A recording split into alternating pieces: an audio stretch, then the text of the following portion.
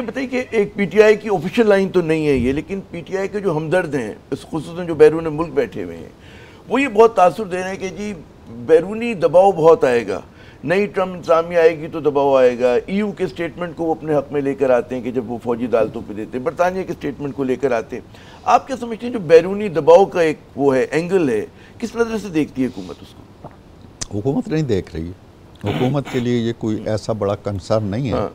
जिनके लिए उम्मीदें जिन्होंने वहाँ से वाबस्ता की हुई हैं या जिनकी आने वाली ज़िंदगी और कामयाबियों का इन्हसार बाहर की ट्वीट्स पे है या बाहर के किसी ऐलानात पे है, वो संजीदगी से लें, इंटरप्रेट करें जैसे करते हैं। हम एक आज़ाद मुल्क हैं, हम अपने फ़ैसले ख़ुद करते हैं। हमें बाहर के एक मुल्क का बड़ा मुअज़्ज़ज़ शहरी जो जिसको वो समझते हैं और जिसको अपना हीरो गर्दानते हैं, शकील आफरीदी को, वो तो बरस से है हमारी कैद में। उसको तो वो रिहा करा के नहीं ले जा सके। अगर किसी और को ले जाने की उनके अंदर सलाहियत है और ताकत है और सीरियसनेस है तो ठीक है, वो अपनी काविश कर लें। आपकी तो बहुत गहरी नज़र इन मामलात पे कि हमने कई मरतबा देखा कि जो बैरूनी क़ुव्वतें होती हैं वो मुल्क के जो अंदरूनी तज़ादात होते हैं उसको एक्सप्लॉइट करते हैं, उसका इस्तेमाल करते हैं। वो ये भी करते हैं कि बाज़-औक़ात असल कोई वजह और होती है, जैसे मिसाइल प्रोग्राम हो सकता है, आपका न्यूक्लियर प्रोग्राम हो सकता है, लेकिन हलाल करने के लिए वो कोई और वजह बता दें।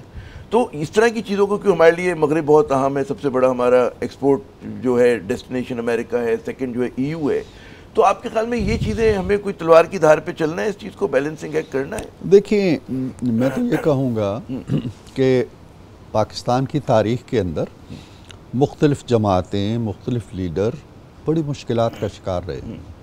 पीपल्स पार्टी ने बड़ी कुर्बानियाँ दी हैं, उनके बानी फांसी चढ़ा दिए गए, मोहतरमा बेनज़ीर भुट्टो शहीद कर दी गई।